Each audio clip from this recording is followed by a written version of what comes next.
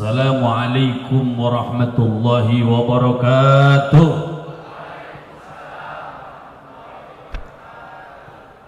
Alhamdulillahilladzi hadana lihada wa ma kunna linahtadiya laula an hadana Allah. Asyhadu an la ilaha illallah wa asyhadu anna Muhammadan abduhu wa rasuluh la nabiyya ba'dah. Allahumma salli wa sallim wa barik ala sayyidina Muhammad wa ala alihi wa ashabihi wa man tabi'u ila yaumil qiyamah, amma ba'd. Para alim, para pimpinan Bank Indonesia yang kami muliakan, bapak-bapak, ibu-ibu, para jamaah calon ahlul jannah semuanya, hadanallahu wa iyyakum ajmain. Orang-orang tua kita, saudara-saudara kita, sahabat-sahabat kita yang beruntung telah sampai nomor porsinya, hari-hari ini beliau-beliau berangkat rombongan demi rombongan menuju tanah suci menunaikan ibadah haji. Betul? Betul? Betul aja biar lancar.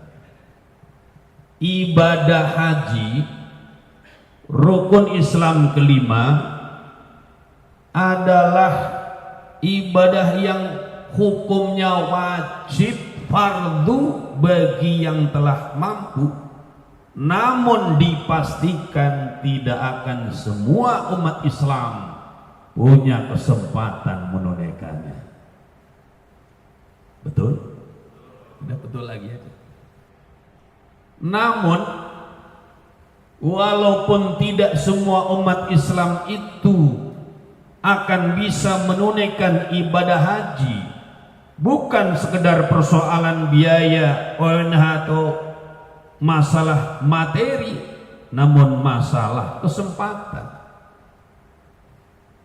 Tapi tidak boleh ada umat Islam mati tidak bawa pahala haji. Tidak boleh apa? Maksudnya tidak boleh itu ya rugi kalau sampai ada umat Islam mati tidak bawa pahala haji. Apalagi Imam Ghazali mengutip di dalam kitab Ihya bab haji, ada hadis, walaupun hadis ini dikritik oleh para ahli hadis, katanya lemah, namun paling tidak jadi satu peringatan. Beliau mengutip sabda Rasulullah sallallahu alaihi wasallam, "Man mata wa lam yahujja falyamut insya'a yahudiyan wa insya'a nasraniyan." Orang yang mati sedangkan dia belum haji, silahkan mau mati secara Yahudi atau Nasrani. Maksudnya para jamaah yang mulia, jangan sampai ada di antara kita umat Islam mati tidak bawa pahala haji. Lalu bagaimana caranya? Caranya adalah jangan sampai ada umat Islam hatinya kosong dari ham, dari tekad, dari niat, bahasa kitanya, untuk menunaikan ibadah haji. Jadi mohon maaf, misalnya bagi yang belum haji, kalau ditanya, bapak-bapak, ibu-ibu yang belum haji, kapan mau haji? Wah, gawat ini. Harusnya kita jawab dengan mantap, insya Allah tahun depan. Itu dong. Coba saya tanya lagi, bapak-bapak, ibu-ibu yang belum haji, kapan mau haji? Masih belum meyakinkan. Insya Allah tahun depan. Itu dong. Yang belum haji, bapak sekalian, kapan mau berangkat haji? Yang mantap. Yang belum umroh, kapan mau umroh? Hah? Kalau umroh bulan depan sudah diumumkan. Kalau dengan AA bulan September 14 bis sudah tutup ya, itu masih buka. Udah tutup 14 bis. Itu yang November dibuka lagi nanti. Para jamaah yang mulia, tenang aja, enggak bayar. Insya Allah haji tahun depan, insya Allah umroh bulan depan, tidak bayar. Yang penting tulus. Mana dalilnya? Kita buka hadis riwayat Imam Bukhari dan Muslim. Rasulullah SAW menyampaikan kabar gembira yang datang dari Allah Subhanahu wa taala. Beliau bersabda, "Innallaha katabal hasanati was sayyi'at." Sesungguhnya Allah Subhanahu wa taala telah menuliskan, menetapkan ketentuan tentang amal-amal baik dan amal-amal buruk.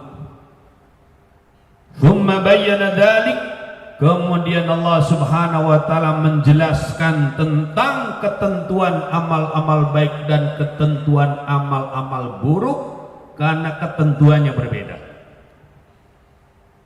Faman hamma bi hasanatin falam ya'malha katabahallahu indahu hasanatan kamilah. Barang siapa orang yang telah bertekad, berniat melaksanakan satu amal kebaikan lalu ia tidak mampu melaksanakannya, maka Allah Subhanahu wa taala tuliskan, tetapkan di sisinya satu niat amal kebajikan itu ditulis sebagai satu amal kebajikan yang sempurna. Jadi kalau kita baca kitab syarah hadis,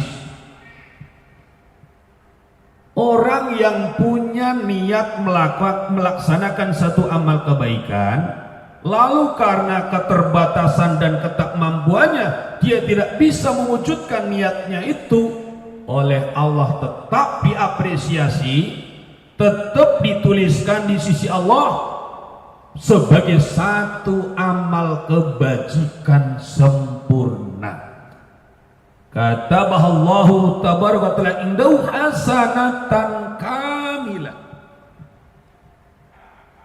Yang amal sempurna ini bisa jadi orang yang benar-benar beramal takkan sanggup menunaikan. Contoh, tadi kita bicara haji.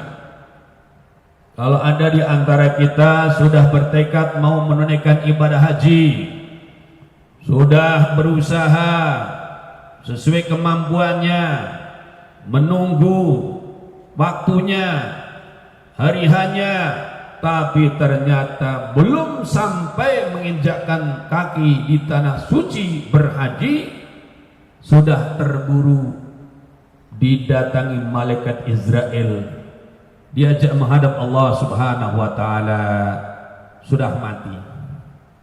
Ketika digotong ke kuburan, ke liang lahat, kata tetangganya, kasihan ini jenazah. Emang kenapa? Belum haji udah mati. Tapi kata malaikat, cuman kita ada dengar ya, salah ente. Dia sudah bawa pahala haji satu sempurna. Dari mana dia dapat? Dia sudah punya sudah punya azam, dia sudah punya tekad untuk menunaikan ibadah haji. Alhamdulillah. Dan pahala hajinya itu sempurna. Coba tanya kiai mana, syekh mana yang sanggup menunaikan ibadah haji sempurna, itu siapa?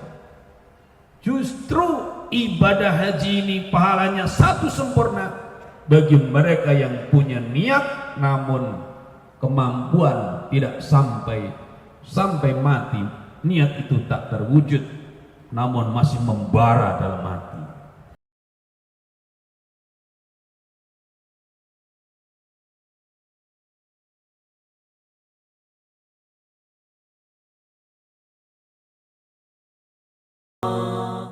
Para jamaah yang mulia, itulah yang kemudian juga dikutip oleh Imam Ghazali dalam kitab Ihya, niatul mu'min khairun min amali.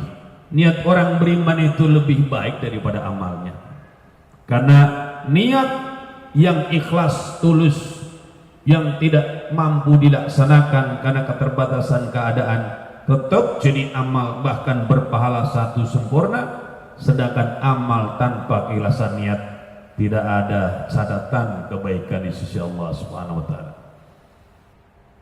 Lalu apa bedanya antara orang yang niat kemudian dia tidak berhasil melaksanakan dan dapat pahala satu sempurna dengan yang misalnya haji, dia niat, dia juga sampai nomor porsinya berangkat ke tanah suci, haji, mabrur, pulang, gimana? Apa bedanya? Bedanya kelipatan pahala saja. Rasulullah melanjutkan hadisnya, wa in hamma biha fa amilaha katabahu Allah azza wa jalla indahu 10 hasanatin ila 700 dhifin ila afin katsira. Dan jika seseorang itu telah berniat bertekad melaksanakan satu amal kebajikan, lalu ia mampu mengamalkannya, ia bisa melaksanakannya, maka Allah azza wa jalla tetapkan, tuliskan di sisinya 10 hasanatin, 10 beberapa lipat kebaikan, ila 700 dhifin, sampai 700 kelipatan, ila afin katsira, sampai kepada kelipatan yang banyak. Jadi kalau ada orang pulang haji, hajinya mabrur, bagaimana pahalanya? Pahalanya adalah 10 kali haji. Maka para jamaah yang mulia, sekali lagi saya mau coba tes nih, udah masuk belum pesennya ini? Yang belum haji, kapan mau berangkat haji? Yang belum umroh, kapan mau umroh? Alhamdulillah. Sampai mati kita belum haji belum umroh, insya Allah bawa pahala haji umroh. Gampang banget ya jadi orang Islam ya. Ad-dinu yusrun, agama itu mudah. Kita aja yang bikin susah karena tidak mau belajar. Para jamaah yang mulia, tadi diumumkan juga bahwa wabil khusus di Darut Tauhid sekarang sedang bangun masjid. Beberapa masjid lagi dibangun. Yang terdekat dari sini Masjid Pesantren Darut Tauhid Serua, Masjid Al-Hadi, dibuka kesempatan wakaf. Kalau ditanya umpamanya nih, Bapak Ibu sekalian, mau ikut wakaf tidak? Lama mikirnya. Pada tidak, insya Allah wakaf, gitu dong. Kan wakaf udah ditanya berapa banyaknya, betul? Dan tidak harus sekarang, tapi tekad itu penting. Dalam hati, kalau nanti saya gajian, terus kemudian memungkinkan untuk sebagian bakal saya wakaf itu. Tekad itu, tapi ternyata tiap gajian minus terus gitu. Sampai mati, insya Allah pahala wakaf dapat berapa? 1 sempurna. Tinggal niatnya, mau niat berapa? Niat 100.000, ya dapat pahala wakaf 100.000 sempurna. Juta, ya 1 juta sempurna. Coba saya tes lagi ya, capek juga lama-lama nih. Yang sudah dengar bahwa ada masjid sedang dibangun atau pesantren sedang dibangun, apa mau ikut wakaf atau tidak? Insya Allah wakaf, itu yang mantap. Mau wakaf tidak? Saya tidak nanya berapa wakafnya kok, tekad aja. Begitulah seterusnya. Dalam segala hal yang baik-baik, tekadkan. Tadi udah disebutkan juga jadwal kajian kita, kajian Istiqlal, kajian yang ada di Masjid Al-Latif, kajian yang ada di Masjid Baitul Ihsan ini. Para jamaah yang mulia, apakah kajian kita yang akan datang kita akan hadir? Mantap. Jangan kemudian tanya kemana hadir, tergantung keadaan Pak Ustadz, rugi. Tergantung keadaan, insya Allah hadir. Pada hari hanya ternyata kita dikasih tugas luar kota. Hati kita mau hadir, tapi badan kita di Surabaya, tetap dapat pahala ngaji 1 sempurna. Alhamdulillah. Nah, kalau tadi kita niat berwakaf, alhamdulillah dapat rezeki nomplok. kita berinfak 1 juta umpamanya. Kok kelihatannya wajahnya tegang gitu ya? Biasa aja ya. Ini kan baru rencana. Umpamanya, jadi kita berwakaf 1 juta, dapat pahala berapa? 700 kali lipat. Ila sab'imi'ati dzikrin, 700 kali lipat. Bahkan bisa kelipatan yang tak terhingga sesuai kadar keikhlasan kita. Para jamaah yang mulia, inilah ketentuan hukum dari Allah mengenai amal kebaikan. Lalu bagaimana dengan ketentuan Allah sistem pembalasan keburukan? Wa in hamma bisayyi'atin walam ya'malha katabahallahu indahu hasanatan kamilah. Jika seseorang itu telah berniat, bertekad, berencana melakukan satu amal keburukan, lalu ia tidak melakukannya, maka Allah subhanahu wa ta'ala tetapkan, tuliskan di sisinya sebagai satu kebaikan yang sempurna. Kira-kira apa ya niat buruknya apa nih? Misalnya karena di sini tempat duit ya, ada karyawan BI, naudzubillah nih, udah punya rencana. Kalau nanti saya dapat kesempatan, saya mau korupsi umpamanya. Ini ngarang, enggak ada. Ngomong soal-soal semua kok. Kok enggak ada yang amin lah ya? Diaminkan kan apa sih? Ya. Dia sudah punya niatan nih, nanti kalau saya dapat kesempatan, saya mau korupsi. Biar kayak orang-orang. Kayak orang-orang.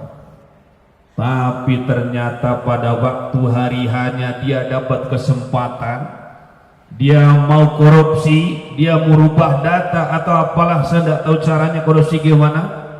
Tapi tiba-tiba muncul kesadaran, astagfirullahaladzim, apa saya tega mau kasih makan anak istri saya dengan harta haram?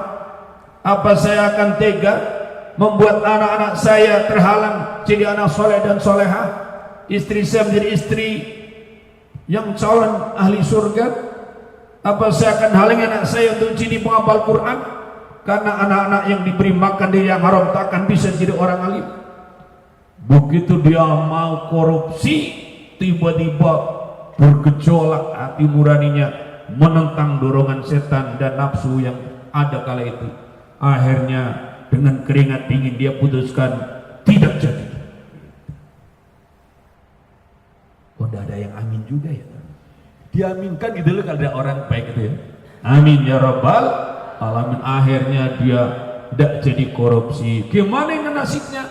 Orang yang tadinya niat mau berbuat jahat, namun kemudian dia batalkan di saat kesempatan telah datang, Allah apresiasi apa yang dituliskan, katabahallahu indahu hasanatan kamilah. Allah tetapkan, tuliskan di sisinya satu kebajikan sempurna. Dia kiranya tadi mau korupsi berapa umpamanya, kalau dia mau korupsi 1 miliar tidak jadi, maka tertulislah di sisi Allah dia sedekah 1 miliar. Wah, kalau begitu besok saya rencana korupsi terus tidak jadi, ada di mana? Allah Maha tahu, memang kita sama teman gitu. Allah Maha tahu siapa yang berekayasa. Tapi kalau ini benar-benar tadinya ada niatan untuk melakukan kejahatan, tapi pada waktunya kemudian dia tidak jadi, ini menjadi amal soleh.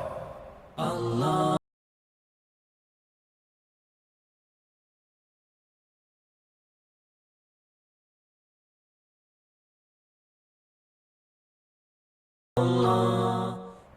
Mungkin kalau kita ingat tentang riwayat pemuda yang masuk ke dalam gua, tiba-tiba pintunya tertutup batu besar, dan mereka doa kepada Allah agar dibukakan pintunya itu dengan bertawasul amal solehnya. Salah satu di antaranya tawasulnya apa? Dia satu ketika punya kesempatan untuk menzinai seorang gadis. Dia naksir banget dengan seorang gadis, dan suatu ketika dapat kesempatan karena gadis itu terdesak kebutuhan, minta bantuan, dia kasih bantuan dengan syarat mau menyerahkan dirinya. Akhirnya hari itu datang, tetapi ketika dia mau beraksi, gadis itu mengatakan, apakah engkau tidak takut kepada Allah? Ala takhafullah, apa engkau tidak takut kepada Allah? Rupanya masih punya sinar keimanan. Dia mendengar, apa engkau tidak takut kepada Allah? Langsung, kalau kata orang Cuman, gemberajas, kemberetek, apalagi. Akhirnya badannya lemah lumlai, tidak jadi menzinai gadis yang semestinya dia bisa zinai karena memang dia telah berikan jasa sebelumnya.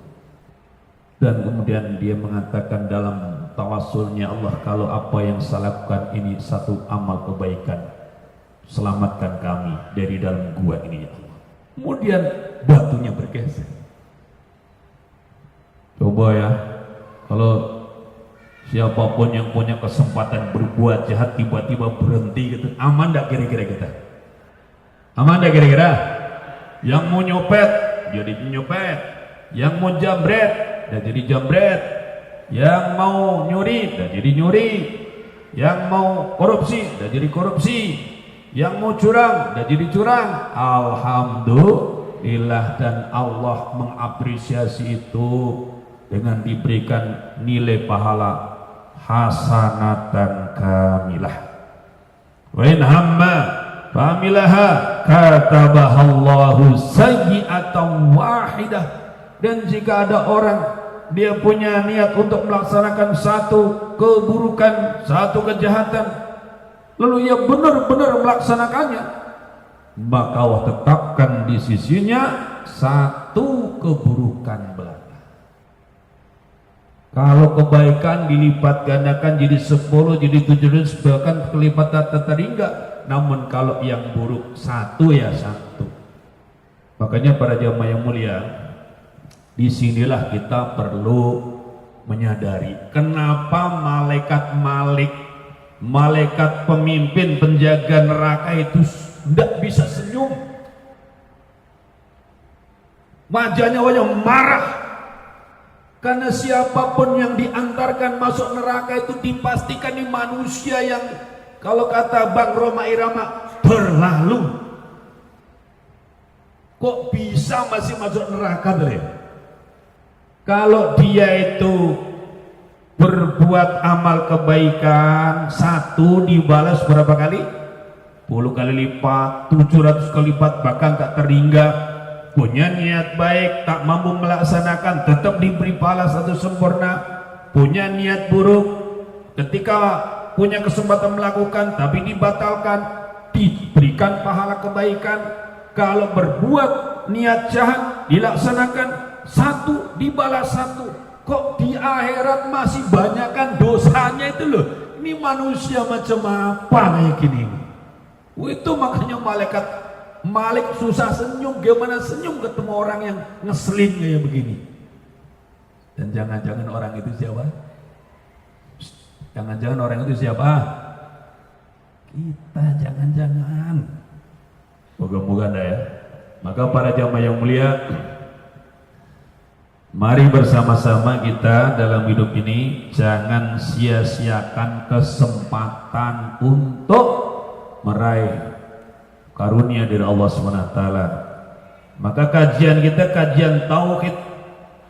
Kalau kita benar-benar bertauhid kepada Allah SWT, hati kita ini senantiasa diluruskan, dibersihkan, insya Allah kesempatan dapat pahala itu di mana-mana. Bahkan kalau kita baca lagi dalam hadis yang diriwayatkan oleh Imam Ahmad, Imam Tirmidzi, Ibnu Majah, Baihaqi, Baghawi dan Tabrani, beliau menyatakan Rasulullah bersabda, innamad dunya li arba'atin nafarin. Dunia itu untuk 4 golongan manusia. Abdin razaqahullahu malan wa ilman fa huwa yattaqi fihi rabbahu wa yasilu fihi rahimahu wa ya'lamu lillahi fi haqqo. Golongan pertama, manusia yang Allah berikan padanya rizki, harta dan ilmu, lalu ia bertakwa kepada Allah, kepada Tuhannya di dalam harta dan ilmunya itu. Kemudian dia dengan hartanya dia menyambung silaturahim, dan dengan ilmunya dia tahu hak Allah di dalam hartanya.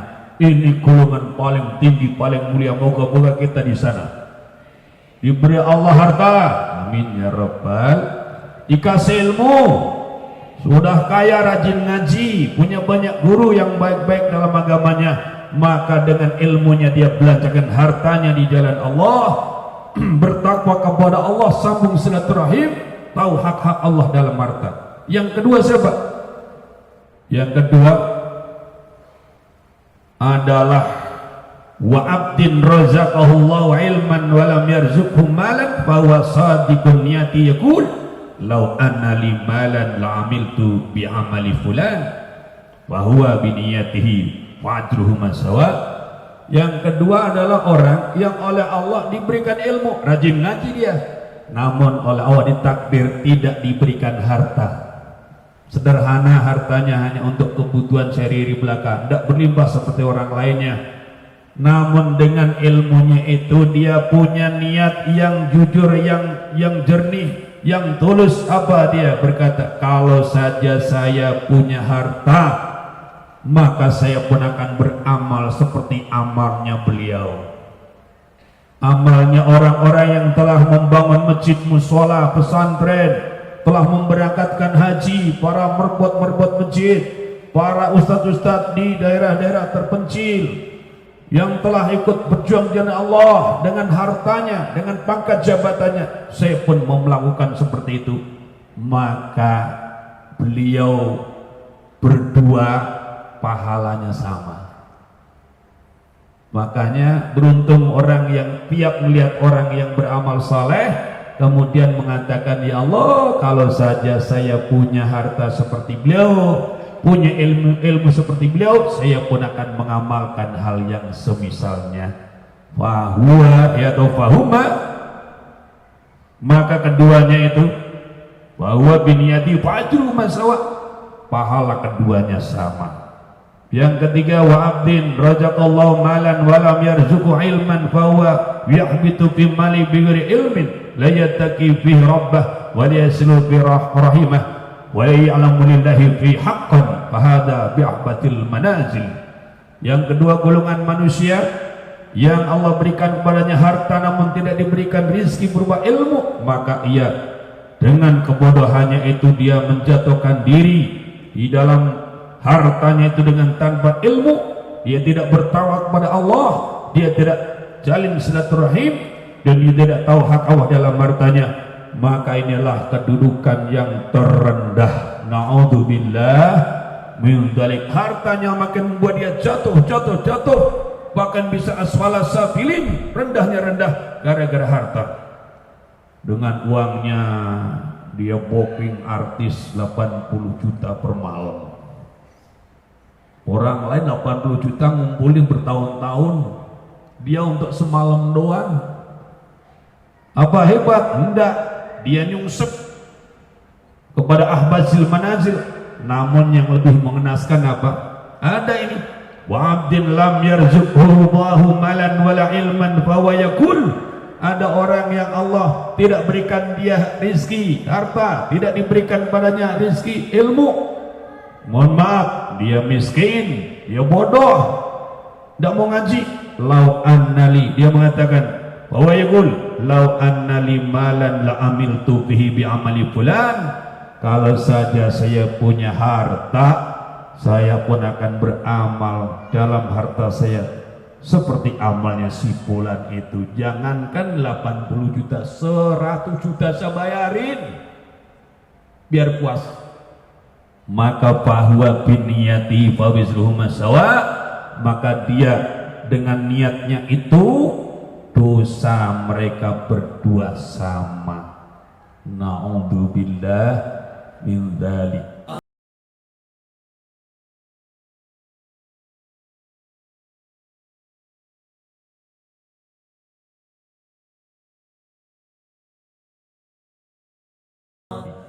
Maka para jamaah yang mulia, jangan suka berandai-andai bila mengandai-andai yang merupakan perbuatan maksiat. Melihat ada orang berbuat maksiat dengan harta yang dia punya, dengan jabatan yang dia duduki, terus kita berandai-andai, seandainya saya punya jabatan seperti dia, seandainya saya punya harta sebanyak dia, saya pun akan melakukan seperti yang dia lakukan. Maka fawizruhu masawa, dosa keduanya itu sama, walaupun perbuatannya sesungguhnya berbeda, karena niat telah bisa membawa seseorang kepada apa yang diniatkannya di sisi Allah Subhanahu wa taala. Maka paling tidak setelah tadi kita menyinggung masalah niat haji, jangan sampai kita dalam hidup ini menyia-nyiakan kesempatan mendapatkan karunia yang besar. Misalnya apa?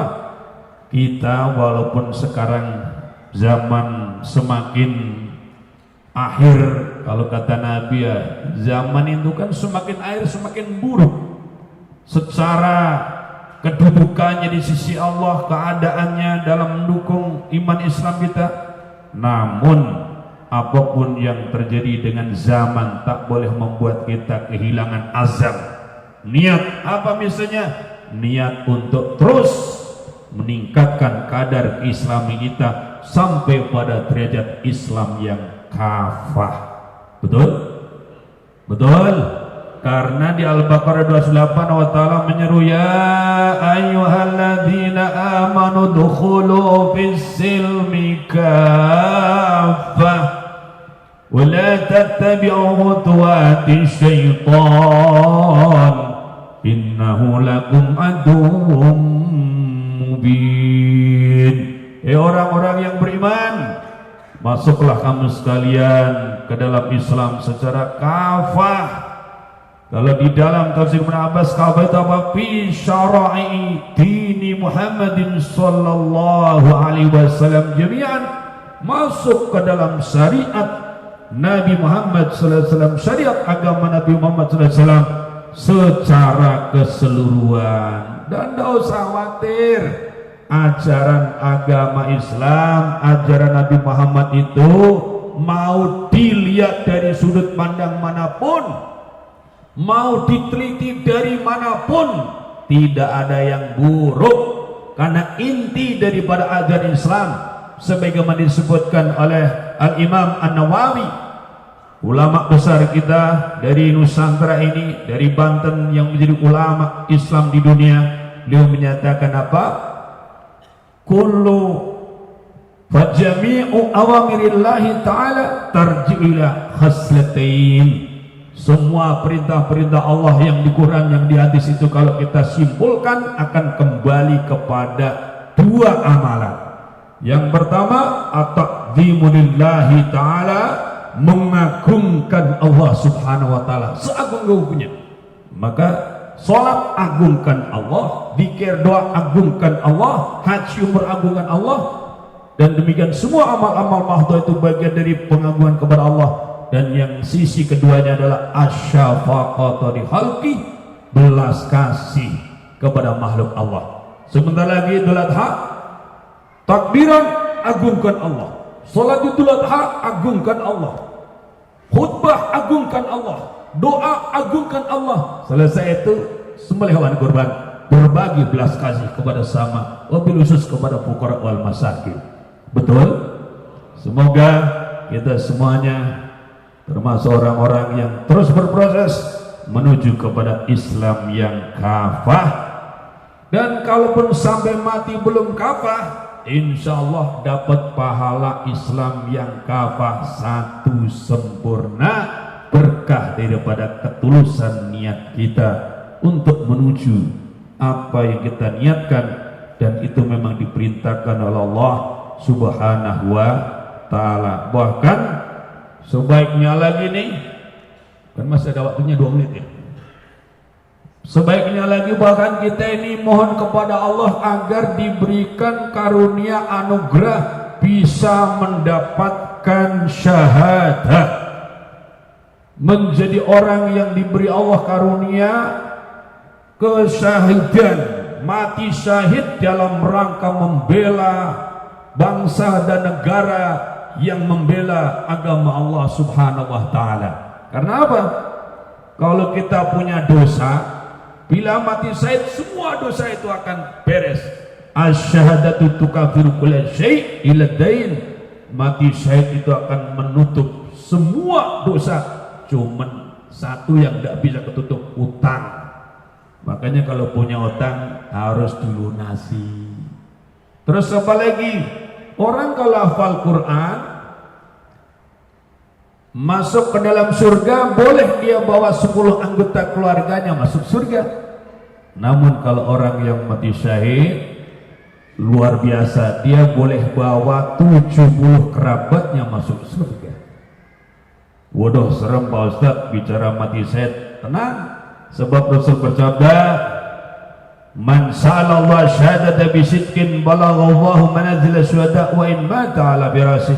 Orang yang bermohon kepada Allah diberikan syahadah dengan benar, hatinya tulus, Allah sampaikan dia kepada kedudukan orang-orang yang syahid itu walaupun dia mati di atas tempat tidurnya. Semoga Allah Subhanahu wa taala pilih kita menjadi orang-orang beruntung ini. Amin ya rabbal alamin. Mohon maaf atas segala kurang berkenan. Walafu minkum. Assalamualaikum warahmatullahi wabarakatuh. Assalamualaikum. Bersama Saling Sapa TV.